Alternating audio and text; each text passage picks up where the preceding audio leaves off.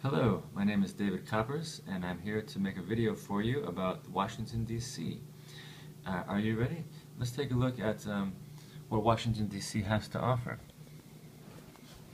So, this is for the Virtual Student Foreign Service with the United States State Department, and I'm going to explain about Washington, D.C. for you. So, the first president of the United States was George Washington, and while he was president, he had the idea of creating a national capital. And they decided to have it apart from the other states, and so they made it a separate district, the District of Columbia. That is what the D.C. in Washington, D.C. stands for. And he had some men who were surveyors, and they surveyed the area and created the land for the national capital. And two of the men were Benjamin Banneker and Andrew Ellicott.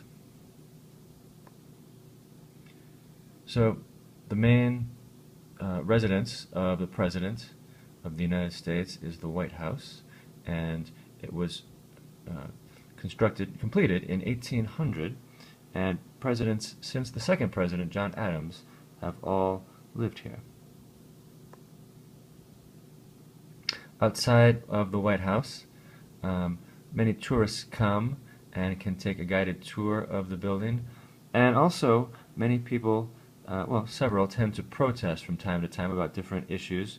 One of them was Concepcion Puciotto, who protested outside the White House for over 30 years. And when I was there, I saw her, but she recently passed away. Here you can see the World War II Memorial.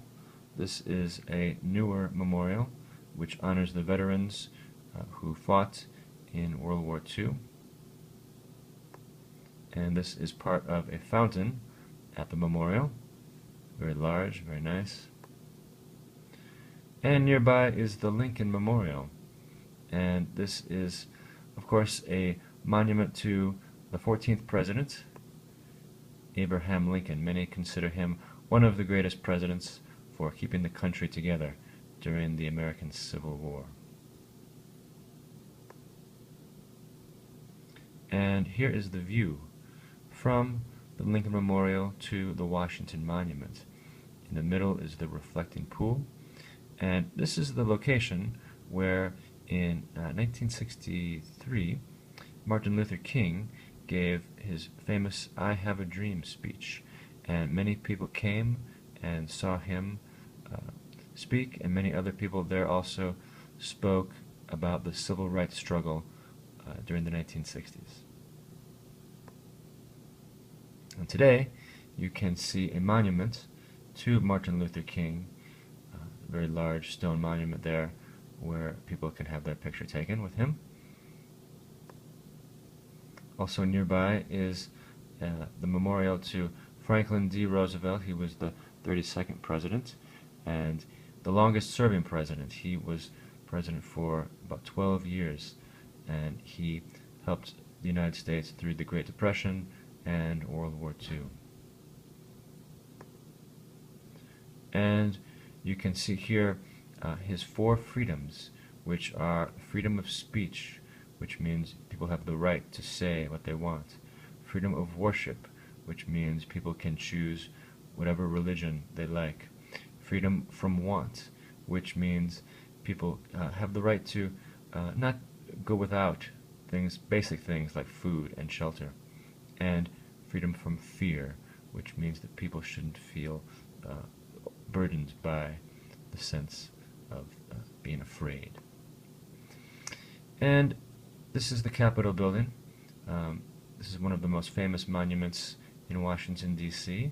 This is where the legislative branch of the government meets, also known as Congress, and Congress is composed of 2 parts, the House of Representatives and the United States Senate.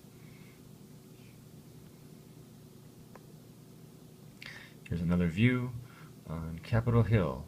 Now, the Washington Capitol building is located on a bit of a hill area where you need to climb up a bit, and it's commonly referred to by that name, Capitol Hill. Many other buildings are located in Washington, D.C., such as popular museums from the Smithsonian Foundation.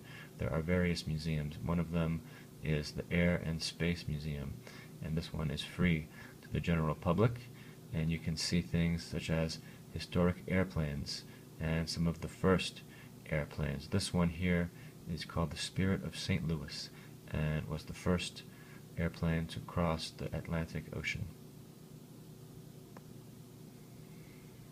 And finally, you can see other things such as the Washington Botanic Gardens, an area of, well, it's a building which you can see many different kinds of plant life and greenery. It's something different from the historic monuments that are the most commonly seen there.